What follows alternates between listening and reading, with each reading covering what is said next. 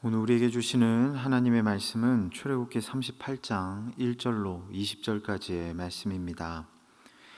그가 또 조각목으로 번제단을 만들었으니 길이는 5규빗이요 너비도 5규빗이라 네모가 반듯하고 높이는 3규빗이며 그 네 모퉁이 위에 그 뿔을 만들되 그 뿔을 제단과 연결하게 하고 제단을 노수로 쌌으며 제단의 모든 기구 곧 통과 부삽과 대야와 고기 갈고리와 불 옮기는 그릇을 다 노수로 만들고 제단을 위하여 녹그물을 만들어 제단 주위 가장자리 아래에 두되 제단 절반에 오르게 하고 그 녹그물 네 모퉁이에 채를 꿰 고리 넷을 부어 만들었으며 채를 조각못으로 만들어 노수로 싸고 제단 양쪽 고리에 그 채를 꿰어 매게 하였으며 제단은 널판으로 속이 비게 만들었더라.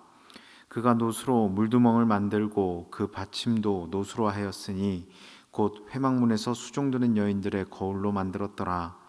그가 또 뜰을 만들었으니 나무로 뜰의 남쪽에는 세마포 포장이 100규빗이라.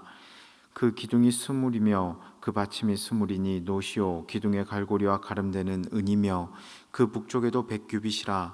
그 기둥이 스물이며 그 받침이 스물이니 노시오 기둥의 갈고리와 가름되는 은이며 서쪽의 포장은 50규빗이라. 그 기둥이 열이요 받침이 열이며 기둥의 갈고리와 가름되는 은이며 동으로 동쪽에도 50규빗이라.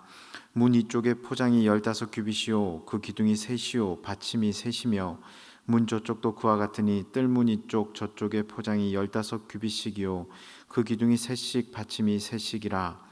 뜰 주위의 포장은 세마포요 기둥 받침은 노시요 기둥의 갈고리와 가름대는 은이요 기둥 머리싸개는 은이며 뜰의 모든 기둥에 은 가름대를 꿰었으며 뜰의 휘장문을 청색 자색 홍색 실과 가늘게 꼰 배실로 수놓아 짰으니 길이는 20규빗이요 너비와 높이는 뜰의 포장과 같이 5규빗이며 그 기둥은 넷인데 그 받침 넷은 노시요 그 갈고리는 은이요 그 머리싸개와 가름대도 은이며 성막 말뚝과 뜰 주위의 말뚝은 모두 노시더라. 코로나를 겪고 있는 요즘 우리는 식당이나 집합시설을 사용할 때마다 절차를 따르고 있습니다. 먼저는 발열 체크를 하고 QR코드를 통해서 신분을 확인한 후 손세정제를 통해 손 소독을 합니다. 번거롭기도 하지만 안전을 생각한다면 지켜야 될 절차라고 생각합니다. 그런데 만약 이런 절차를 무시하고 식당에 입장하는 사람이 있다면 어떨까요? 주인도 그리고 이미 식사를 하고 있던 손님들도 그리고 그 모습을 바라보는 사람들도 그렇게 마음이 유쾌하지만은 않을 것 같습니다. 왜냐하면 이 절차를 무시함으로 인해서 바이러스에 노출되고 모두가 위험에 빠질 수 있는 그런 확률이 높아지기 때문입니다. 오늘 우리가 읽은 본문은 성소 제작의 마지막 부분이지만 본문에도 절차가 소개됩니다. 하나님을 향해 나아가는 절차, 바로 그것입니다. 출애굽기 36장 1절에는 하나님의 명령을 받은 모세가 성소를 제작하는 일꾼으로 브살렐과 오홀리압, 마음이 지혜로운 사람 곧 여호와께서 지혜와 총명을 부으심으로 하나님의 임재의 장소이며 제사장과 하나님이 만나는 장소인 이 성막을 제작할 사람들을 부르시는 장면이 등장합니다. 그때부터 브살렐은 여호와께서 지시하신 대로 이 성막을 제작하게 되는데요. 먼저는 지성소와 성소라는 성막 전체를 놓고 봤을 때 가장 중요한 부분을 먼저 제작합니다. 그리고 이어서 오늘 본문에 등장하는 외전, 지성소와 성소를 제외한 그 나머지 것들, 외전을 짓게 되는데요. 회막 안의 기구들, 번제단과 놋 물두멍 그리고 성막의 울타리를 제작하는 것을 오늘 본문은 소개하고 있습니다. 위에서 언급한 것과 같이 오늘 본문은 브살렐이 제작한 성막의 마지막 부분인 번제단과 놋 물두멍 그리고 성막의 울타리가 어떻게 그리고 어떠한 재료로 얼마만큼의 크기로 제작되었는지를 설명함과 동시에 제사장이 이를 활용하는 방법과 사용 순서 그리고 사용에 따른 절차와 의미를 설명하며 오늘을 살아가고 있는 우리들이 하나님 앞에 나아갈 때 어떠한 모습을 갖추어야 하는지 그 방법과 절차를 묵상하게 합니다. 브살렐은 성막을 제작함에 있어서 무엇보다 하나님의 명령대로 제작하였습니다. 그런데 성막의 외전, 오늘 본문에 기록된 이 외전을 제작함에 있어 가장 먼저 만든 것은 다른 그 무엇도 아닌 번제단이었습니다. 번제단은 이스라엘 백성이 가져온 제물을 정결하게 잡아서 그 고기를 불살라 여호와께 올려드리는 역할을 하는 것으로서 이스라엘이 개인적으로나 공동체적으로 하나님과의 언약 관계를 깨트렸을 경우에 그것을 회복하는 제사를 드릴 때 사용하는 중요한 도구였습니다. 하나님은 왜 지성소와 성소가 있는 내전을 만든 후 이 외전의 첫 구성품으로 번제단을 만들게 하신 것일까요? 하나님을 만나는 자리로 나아가기에 앞서 불과 피를 통한 회개와 회복이 그 무엇보다 중요했기 때문입니다. 이어서 성경은 놋 물두멍을 제작한 것을 설명합니다. 놋으로 만들어진 대야와 같은 이것은 제사장이 성막에 들어가기 전에 손발을 씻는 물을 담아 놓는 것으로서 성소에 들어갈 때나 제물을 드릴 때 먼저 이곳에서 손발을 씻음으로 정결케 하는 것을 돕는 도구였습니다.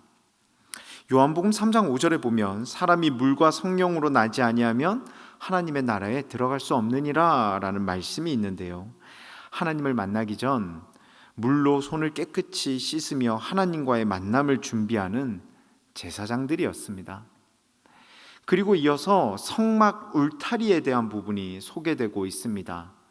성막 울타리를 만들어서 성막 뜰을 구분함으로 인해 제사장과 레위인, 일반 이스라엘 백성이 하나님께 드릴 제물을 잡고 번제로 드리며 하나님 백성이 속죄의 은총을 누릴 수 있는 그런 공간을 확보했음을 오늘 본문은 우리에게 설명합니다. 구약에 설명되고 있는 이 성막을 보면 우리는 그 시대 사람들이 하나님과 만나는 그 과정을 이해할 수 있습니다. 먼저 성막 울타리를 지나 성막 뜰로 그들은 나아가야 했습니다. 그리고 그곳에서 번제단을 활용하여 번제를 드리며 불과 피로 회개하고 정결해져야 했습니다. 그리고 성소와 지성소를 향해 나아갈 수 있는 제사장들은 놋 물두멍에 물로 깨끗이 씻으며 정결함을 더욱 잘 준비해야 했습니다. 이 모든 일련의 과정이 번거로워 보이지만 하나님을 향해 나아가는 것, 하나님과 대화하며 하나님의 임재를 경험하면은 분명한 절차가 있었음을 본문을 통해 우리는 발견하게 됩니다. 그런데 이런 절차가 구약 시대에만 존재하는 것은 아닙니다. 그리고 구약 시대 사람들만 하나님과 함께하고 동행하며 죄에서 자유함을 누리고 동행하기를 원하는 것은 아닐 것입니다. 오늘을 살아가는 우리들도 동일하게 원하고 바랍니다. 그렇다면 우리에게도 절차와 따름이 있어야 되지 않을까요? 구약 시대만큼은 아니지만 하나님의 은혜로 예수 그리스도의 십자가 보혈이 번제단의 역할을 대신해 주셨습니다. 성령의 은혜가 놋 물두멍의 역할을 대신합니다. 그러나 하나님과 가까이 하고 하나님의 은혜를 누리기 위해 그때와 같이 우리들에게도 회개가 필요하고 회복이 필요하고 정결케 됨은 반드시 필요합니다. 예수 그리스도를 믿음으로 죄의 노예가 아닌 죄에서 자유를 누려야 합니다. 회개하고 회복되어야 한다는 것입니다. 그리고 성령과 함께 성결함의 모습이 우리들 가운데도 있어야 합니다. 그럴 때 우리는 하나님의 은혜를 누리고 천국 구원의 축복을 누릴 수 있는 것입니다. 서두에서 식당에 입장하는 절차에 대한 이야기를 했습니다. 내가 구원받고 천국을 누리기 위해 절차가 필요합니다. 믿음이 필요하고 믿음을 향해 나아가는 절차가 필요하고 그 믿음을 가지고 주님 앞에 나아가는 절차가 필요합니다.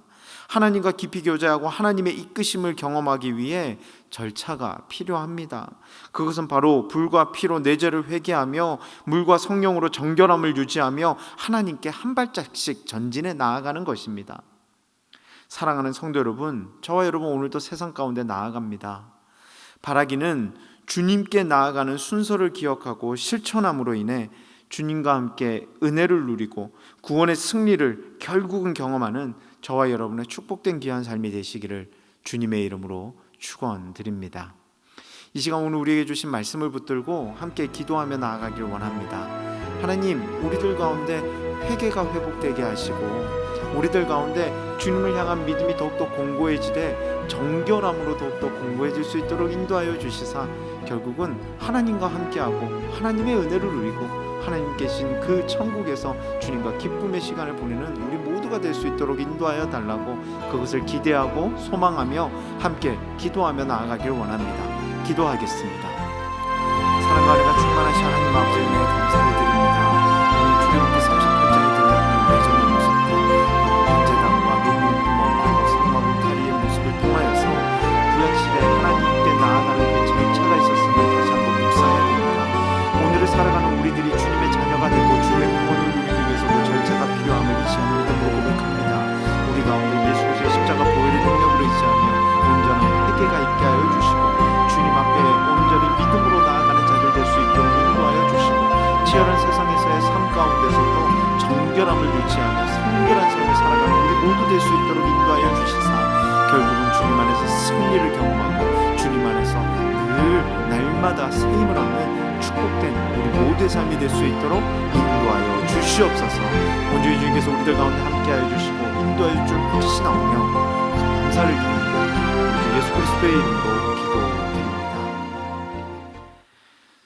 이제는 우리 주 예수 그리스도의 은혜와 하나님 아버지의 극진하신 사랑하심과 성령님의 감화, 감동, 내주, 교통하심이 치열하고 힘들고 어려운 세상에서도 주님의 십자가 보혈의 능력을 의지하며 회개하고 회복되어지고 주님만을 바라보며 나아가 승리를 경험하기를 다짐하는 사랑하는 성도님들의 머리 위에와 이들의 사업과 가정과 꿈과 비전과 그 모든 것들 위에 이제로부터 영원토록 함께 하시기를 간절히 축원하옵나이다.